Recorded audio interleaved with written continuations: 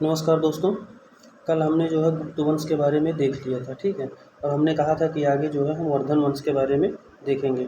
तो वर्धन वंश के बारे में देखते हैं। तो देखिए, वर्धन वंश की जो स्थापना है, ठीक है, जो वर्धन वंश का संस्थापक था वो कौन था?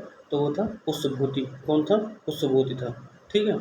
और अगर बात करें कि इस वंश का जो है सबसे महान शासक कौन था, तो वो कौन था? हर्षवर्धन था। कौन था? हर्षवर्धन था। हमको ज़्यादातर इन्हीं दोनों के बारे में पढ़ना है, किसके? पुष्यभूत के बारे में और हर्षवर्धन। और उसमें भी सर्वाधिक किसके बारे में पढ़ना है? तो हर्षवर्धन के बारे में, ठीक है। तो आइए चलिए शुरुआत करते हैं। देखिए, जो वर्धन वंश था ये पुष्यभूति वंश, ठीक है, पुष्यभूति था। क्या था? इसका संस्थापक कौन था? पुष्यभूति था। वर्धन वंश का संस्थापक कौन था? पुष्यभूति था। देखिए यहाँ पर लिखा भी हुआ है, ठीक है। और इस बात का वर्णन, जो पुष्यभूति था और इसने वर्धन वंश की स्थापना की थी, इस बात का वर्णन कहाँ मिलता है? तो बाणभट्ट। कहाँ मिलता है? बाणभट्ट। ये बहुत प्रसिद्ध विद्वान थे, बाणभट्ट। इनकी पुस्तक जो है हर्षचरित। क्या नाम है? हर्षचरित, ठीक है, हर्षचरित। तो इस हर्षचरित में लिखा हुआ है कि वर्धन वंश का संस्थापक कौन था? पुष्यभूत था, ठीक है। और इसकी राजधानी कहाँ थी? तो इसकी राजधानी कहाँ थी? इसकी राजधानी थानेश्वर थी। कहाँ थी? थानेश्वर, जो कहाँ पड़ता है? हरियाणा में। कहाँ पड़ता है? हरियाणा में। और जो हर्षवर्धन था वो शैव भक्त था। क्या था? शैव भक्त था। चलिए अब देख लेते हैं इसमें कौन कौन से जो है मतलब राजा हुए थे, कौन कौन से सम्राट हुए थे। तो देखिए, पुष्यभूति जो था इसका संस्थापक था। इसके बाद में नरवर्धन या नंदवर्धन हुआ था। इसके बाद में फिर राज्यवर्धन हुआ था, आदित्यवर्धन हुआ था, प्रभाकर वर्धन हुआ था, राज्यवर्धन हुआ था और हर्षवर्धन हुआ था, ठीक है। तो इसमें जो है हम देखते हैं सबसे पहले राज्यवर्धन के बारे में। किसके? राज्यवर्धन के बारे में, ठीक है। तो जो राज्यवर्धन प्रथम था इसी के बारे में देखना है, ठीक है। अब राज्यवर्धन प्रथम, ये इसका जो अभिलेख है वो बांसखेड़ा और मधुबन अभिलेख में मिलता है। और हर्षचरित पुस्तक से भी इस बात की जानकारी मिलती है। बस इतना बात ध्यान रखना है कि इसका उल्लेख कहाँ मिलता है? तो बांसखेड़ा। कहाँ पर? हम नीचे लिख दे रहे हैं। अब हमने तो यहाँ पर सभी को देख ही लिया है, ठीक है। देखिए, जो राज्यवर्धन था, कौन था? राज्य, ठीक है, वर्धन, राज्यवर्धन। इसका उल्लेख कहाँ मिलता है? तो दो जगह मिलता है। एक तो बांसखेड़ा में। कहाँ पर मिलता है? बांसखेड़ा अभिलेख में। इसके अलावा कहाँ मिलता है? बांसखेड़ा के अलावा मधुबन अभिलेख में। कहाँ? मधुबन अभिलेख में। इन दोनों में मिलता है। इसके साथ साथ हर्षचरित की पुस्तक से भी मिलता है। कहाँ से? हर्षचरित की पुस्तक, ठीक है, जो हर्षवर्धन था, सॉरी, हर्षचरित पुस्तक से भी मिलता है। जो किसकी पुस्तक थी? तो ये बाणभट्ट की थी, ठीक है। अब हम देख लेते हैं हर्षवर्धन के बारे में। किसके बारे में? हर्षवर्धन। यही सबसे महत्वपूर्ण है और यहीं से क्वेश्चन बनता है, हर्षवर्धन के बारे में, ठीक है। देखिए, हर्षवर्धन की 3 पुस्तकें पहली बात तो पूछी जाती हैं। ये सब इंपॉर्टेंट है, बस हमको वही देखना है जो महत्वपूर्ण है। तो कौन कौन सी थी? तो ये थी प्रियदर्शिका। कौन सी थी? प्रियदर्शिका। इसके अलावा कौन सी थी? नागानंद। कौन सी थी? नागानंद, ठीक है। और एक कौन सी थी? रत्नावली। कौन सी थी? रत्नावली। इसने इसको स्वयं लिखा था। कौन कौन सी? प्रियदर्शिका, नागानंद और रत्नावली। इस तीनों पुस्तकों की रचना किसने की थी? तो इस तीनों की पुस्तकों की रचना हर्षवर्धन ने की थी। इसके साथ साथ जो इसकी उपाधि थी, किसकी? हर्षवर्धन की उपाधि क्या थी? शिलादित्य थी। क्या थी? शिलादित्य, ठीक है, शिलादित्य। ये भी बात ध्यान रखना है, हर्षवर्धन की उपाधि क्या थी?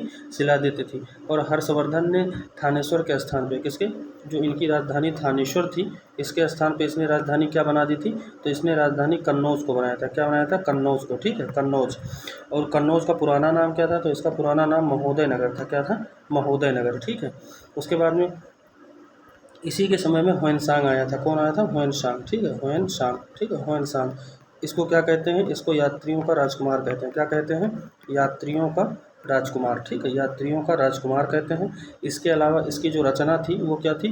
तो इसकी रचना थी सी यू की, ठीक है, सी यू की, ठीक है। इतनी बात ध्यान रखनी है। अच्छा, ये आया कब था? तो 629। कब आया था?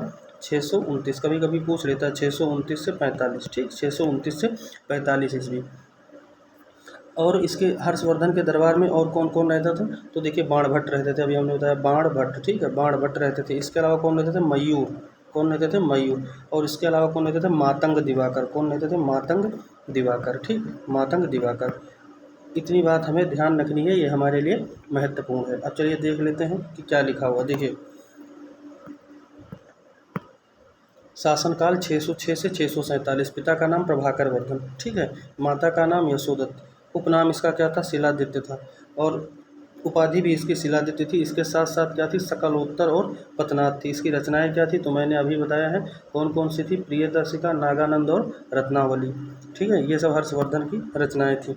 उसके बाद में राजधानी पहले क्या थी, देखिए पहले तो थानेश्वर थी, लेकिन बाद में इसने क्या बना लिया था, कन्नौज, या इसी को महोदय नगर या महोदयाश्री कहा जाता था। ये कन्नौज का पुराना नाम था और कन्नौज इत्र के लिए प्रसिद्ध है। और कन्नौज गंगा नदी पर स्थित है, गंगा नदी के किनारे स्थित है, ये भी बात ध्यान रखिएगा। अब देखिए इसमें कुछ क्वेश्चन के माध्यम से दिया हुआ, उसको भी हम देख लेते हैं। जैसे उत्तरापथ एक देश था, तो उसकी राजधानी कहाँ थी, तक्षशिला थी। दक्षिणापथ की कहाँ थी, स्वर्णगिरी थी। मध्य देश की कहाँ थी, पाटलिपुत्र थी। ठीक है, कलिंग की कहाँ थी, तोसिल। बाद में परथालिस हो गई थी, बाद में कहाँ हो गई थी, परथालिस हो गई थी, ध्यान रखिएगा, बाद में कहाँ हो गई थी, परथालिस हो गई। ठीक है, सॉरी, पहले परथालिस थी और बाद में कहाँ हो गई थी, तोसिल। पहले कहाँ थी, परथालिस थी, बाद में तोसिल हो गई थी। और उसके बाद में अवंतिरहट्ट की कहाँ थी, उज्जैनी थी। कहाँ थी, उज्जैनी थी।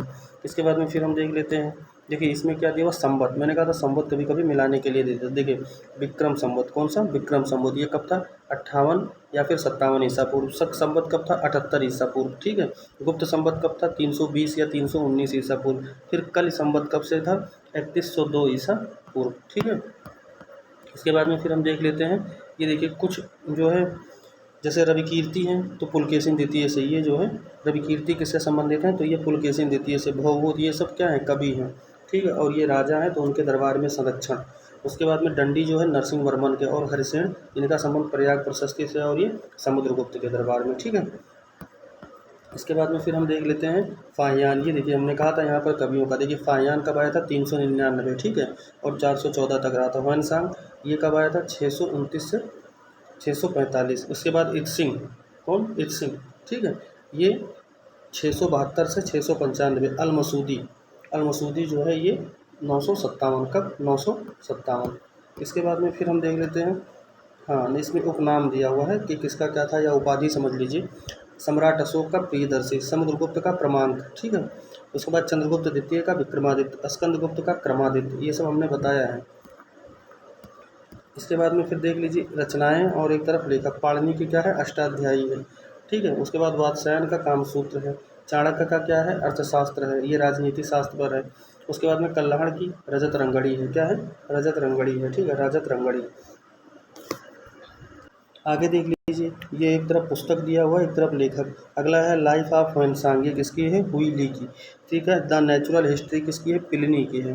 हिस्टोरिकल जो है, फिलोपिकल किसकी है, ये है पाइम्पेगस ट्रोगस की। उसके बाद द हिस्ट्रीज किसकी है, हेरोडोटस। इनको इतिहास का पिता भी कहते हैं, अगर इतिहास का फादर पूछे तो वो हेरोडोटस हैं। ठीक है, अगला कुछ महत्वपूर्ण लेखक हैं और उनके पुस्तक हैं। जैसे भारवी की क्या है, किरात अर्जुनियम है। हर्ष की क्या है, नागानंद है। ठीक है, उसके बाद कालिदास की मालविकाग्निमित्रम है। राजशेखर की क्या है, कपूर मंजरी है। क्या है, कपूर मंजरी है। ठीक है, और अगर कभी पूछ ले कि ये जो कपूर मंजरी है कहाँ गया, हाँ ये कपूर मंजरी जो है, तो ये जो है राजशेखर किसके दरबार में रहते थे, तो ध्यान रखिएगा ये महेंद्र पाल प्रथम के, किसके, महेंद्र पाल प्रथम के, महेंद्र पाल प्रथम के दरबार में रहते थे। कौन, और इनकी एक पुस्तक और है जिसका नाम है काव्य मीमांसा। क्या नाम है, काव्य मीमांसा। ठीक है, काव्य मीमांसा, ये भी बात ध्यान रखिएगा, राजशेखर की बहुत प्रसिद्ध पुस्तक है काव्य मीमांसा। ठीक है, काव्य मीमांसा और कपूर मंजरी, ये दोनों किसकी है, राजशेखर की है। ठीक, इसके बाद में हम देख लेते हैं विशाख दत्त। ठीक है, विशाख दत्त क्या थे, नाटककार थे। उसके बाद में वारामिहिर क्या थे, खगोल विज्ञान के। चरक क्या थे, चिकित्सक थे। और ब्रह्मगुप्त क्या थे, गणितज्ञ थे। फिर हम देख लेते हैं कुछ अन्य जो है रचनाकार और उनकी रचनाएं। जैसे सूरदास की क्या हो गई, सूरसागर हो गई। उसके अलावा सूरसारावली हो गई और साहित्य लहरी हो गई। दंडी की क्या हो गई, 10 कुमार चरितम हो गई। तुलसीदास की रामचरितमानस, विनय पत्रिका और कवितावली। कालिदास की अभिज्ञान शाकुंतलम हो गई। कुमार संभव हो गई, ऋतु संहारम हो गई, मालविकाग्निमित्रम हो गई, विक्रमोर्वशीयम और मेघदूतम हो गई। ठीक है, इसके बाद में हम देख लेते हैं कुछ प्रमुख राजा और उनकी उपाधियां। बिंदुसार की क्या थी, अमित्रघात थी। अशोक की क्या नाम थे, तो देवनाम प्रिय या प्रियदर्शी। चंद्रगुप्त प्रथम का महाधिराजा राज। उसके बाद चंद्रगुप्त द्वितीय की विक्रमादित्य। हर्षवर्धन का शिलादित्य, क्या नाम था, शिलादित्य था। ठीक है, उसके बाद कनिष्क का क्या नाम था, देवपुत्र। क्या नाम था, देवपुत्र। हम देख लेते हैं कुछ अभिलेख और उससे संबंधित शासक। देखिए हाथी गुम्फा अभिलेख, ये जो है तिथि रहित है, कलिंग राजा खारवेल की है। ठीक है, इसके बाद जूनागढ़, ये गिरनार अभिलेख है और रुद्रदामन का है। फिर नासिक अभिलेख किसका है, गौतम बालश्री का है। ठीक है, गौतमी बालश्री का। उसके बाद में फिर प्रयाग स्तंभ किसका है? समुद्रगुप्त का। ऐहोल किसका है? पुलकेशिन द्वितीय का। मंदसौर किसका है? ठीक है, मंदसौर मालवा नरेश यशोवर्मन का है। ठीक है, फिर ग्वालियर अभिलेख किसका है? प्रतिहार नरेश भोज का। भीतरी एवं जूनागढ़ अभिलेख किसका है? स्कंदगुप्त का। और देवपाड़ा अभिलेख किसका है? बंगाल शासक विजय सेन का। किसका है? बंगाल शासक विजय सेन का। अभिलेखों का अध्ययन क्या कहलाता है? ईपीग्राफी। क्या कहलाता है? ईपीग्राफी। इसके बाद में हम लोग देख लेते हैं किसके बारे में? पल्लव शासक के बारे में। ठीक है, पल्लव शासक के बारे में देखिए, पल्लव शासक में सबसे पहले जो है सिंह विष्णु था। कौन था? सिंह विष्णु। ठीक है, जो किराता अर्जुनियम के लेखक थे भारवी। कौन थे? भारवी। ये किसके दरबार में रहते थे? सिंह विष्णु के। फिर महेंद्र वर्मन प्रथम एकाश मंदिर का निर्माण। ठीक है, एकाश मतलब एक ही जो है मतलब स्तंभ पे मंदिरों के निर्माण की शुरुआत किसने की थी? वो महेंद्र वर्मन प्रथम ने की थी। ठीक, संस्कृत नाटक मत विलास प्रहसन की रचना किसने की थी? महेंद्र वर्मन प्रथम ने। ठीक है, महेंद्र वर्मन प्रथम ने। इसके बाद में फिर नरसिंह वर्मन प्रथम 642 ईस्वी में चालुक्य की राजधानी बादामी पर अधिकार कर लिया था। वातापी कोंड तथा महामल्ल की उपाधि धारण की थी। इसके बाद में महाबली, ये देखिए पूछा हुआ क्वेश्चन कई बार है। महाबली या मामल्लपुरम के रथ का शुभारंभ भी किसने करवाया था? तो किसने करवाया था? वो करवाया था नरसिंह वर्मन प्रथम ने। इसके बाद नरसिंह वर्मन द्वितीय। कौन? नरसिंह वर्मन द्वितीय। देखिए, मंदिर निर्माण की नई शैली, ठीक है, राजसिंह शैली का प्रयोग किया था। कांची में कैलाश नाथ मंदिर तथा महाबलीपुरम के तटीय, ठीक है, मंदिर का निर्माण किसने करवाया था? नरसिंह वर्मन द्वितीय ने। इसके अलावा 10 कुमार चरित्र के जो लेखक हैं दंडी, वो किसके दरबार में रहते थे? तो वो भी नरसिंह वर्मन द्वितीय के दरबार में रहते थे। ठीक है, इसके बाद देखिए चोल वंश का जो दूसरा टाइम काल शुरू होता है, मतलब टाइम पीरियड शुरू होता है। देखिए उसमें क्या क्या है।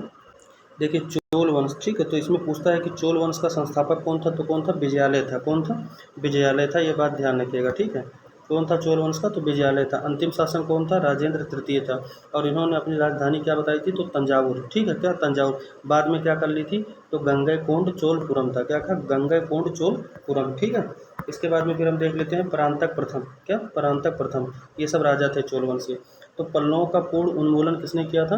तो परांतक प्रथम ने किया था। और उपाधि के आधार है उनकी थी मदुरै कोंड। ठीक है, 994 में तकोल्लम का युद्ध हुआ था। किसका? तकोल्लम का युद्ध हुआ था।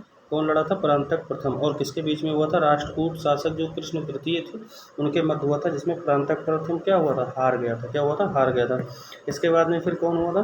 तो ये थे राजराज प्रथम। ठीक है, तंजावुर में जो बृहदेश्वर या राजराजेश्वर का मंदिर है उसको किसने बनवाया था? राजराज प्रथम ने।